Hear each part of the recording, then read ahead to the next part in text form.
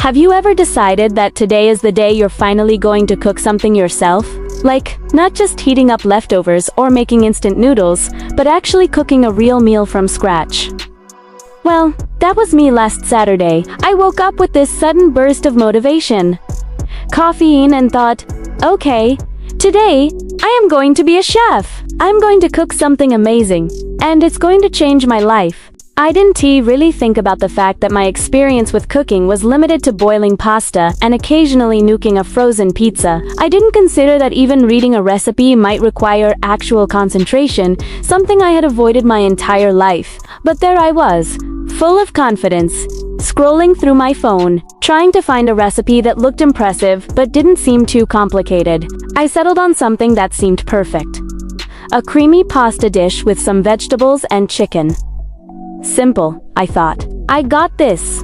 I went to the grocery store with an almost heroic level of determination, walking past aisles as if I were on a cooking reality show. I grabbed everything I thought I needed, although I might have misread a few ingredients because, honestly, who knows the difference between thyme and tarragon at 8 a.m. on a Saturday? I got home, unpacked the groceries, and set up my kitchen station with all the confidence in the world. I felt like Gordon Ramsay was right there, silently judging me, but in a motivating way. I washed my hands, grabbed the first ingredient, and read the recipe twice, and that S when the first warning sign appeared.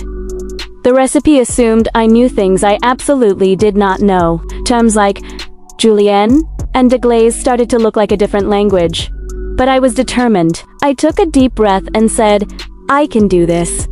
How hard can it be? Step 1. Chopping the vegetables. At first, it seemed straightforward, but then I realized I had no idea how to hold a knife properly. My fingers screamed in silent panic every time I sliced something, and I started imagining all the ways I could lose a finger in the first 5 minutes of cooking. Somehow, after a lot of sweating, shaking, and muttering under my breath, I got through chopping the vegetables without maiming myself. Victory number 1. Feeling proud, I moved on to the chicken, which, as it turns out, is way more intimidating than any vegetable. The raw chicken stared back at me like a tiny, innocent predator, daring me to ruin it. I tried to season it, and somehow, I either overdid it or underdid it. I honestly have no idea which, but I pressed on, heating up the pan. And here's where things started to get interesting. As I put the chicken in the pan, there was this sizzling sound that at first made me proud. I was cooking. I was adult. I even started imagining myself hosting dinner parties, people complimenting my skills, the works. And then, almost immediately, smoke started rising, and I realized I had cranked the heat way too high. The smell of slightly burnt chicken filled the apartment, and I started panicking. I grabbed a timer and tried to adjust the heat, but the recipe was Santé Alpine May, because I was too busy fanning smoke with a dish towel, while simultaneously praying the smoke alarm wouldn't go off.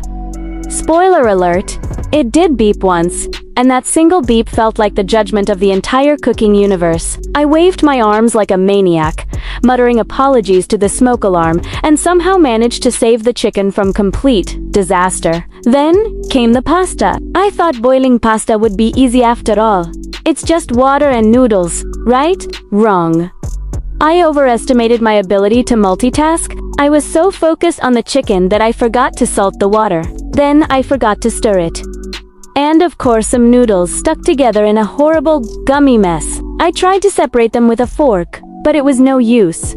They were a solid mass of pasta glue. I sat there staring at it, contemplating whether to call it a day or somehow salvage my pride. Next up, making the sauce. This should have been the simple part, I thought. But then I realized that pouring cream into a pan while juggling chicken, smoke, and sticky pasta requires skills I didn't have. I spilled a little cream on the counter, a little more on the floor, and at one point I even got some on my shirt. By now, I was basically wearing the dish I was trying to make. But somehow, against all odds, I managed to stir the sauce, add the right ingredients mostly, and hoped for the best. And then the climactic moment arrived.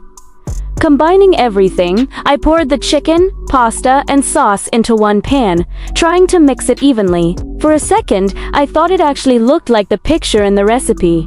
I almost allowed myself a tiny victory dance. But then, As I lifted a forkful to taste, I realized it didn't taste exactly like the recipe promised. In fact, it was a mix of flavors that my brain couldn't quite process. The pasta was slightly overcooked, the chicken slightly undercooked, and the sauce, well, it was creamy, but not in the way I imagined. It was chaotic, messy, and somehow mine. And that's when I laughed. I laughed at the smoke, the mess, the burnt edges, and at myself for thinking I could just waltz into the kitchen and become a chef overnight. But I also felt proud, because despite everything, I had actually cooked a meal. I had gone from zero experience to creating something edible. After tasting it more carefully and adding a few emergency seasonings, I plated my masterpiece and took a picture for posterity. It looked messy, yes, but it was my messy. I even imagined posting it online with a caption like, "First attempt? Don't judge," knowing full well people would judge, but also secretly hoping someone would find it relatable. And as I sat down to eat, I realized the best part wasn't the taste, it was the feeling of accomplishment, of trying something new, of surviving the chaos of my own kitchen. Now, I want to hear from you. Have you ever tried to cook something for the first time and ended up in a total mess? Did you set off smoke alarms, burn things, or create something completely unrecognizable? Comment below with your funniest first-time cooking stories. I promise I'll read them and laugh along with you. And if you enjoyed following my kitchen disaster adventure, don't forget to hit the like button. It really helps me keep making more stories like this, full of relatable chaos, laughs, and life lessons. And if you're not subscribed yet, click that subscribe button and turn on the notification bell so you don't miss any future stories of me attempting things I have no experience with, surviving disasters, and sharing every awkward, funny, and human moment along the way. So, remember, trying to cook for the first time might not result in a perfect dish, but it will definitely give you a story to tell, a lesson to learn, and a memory to laugh about later. It's messy, chaotic, sometimes smoky, but always worth it.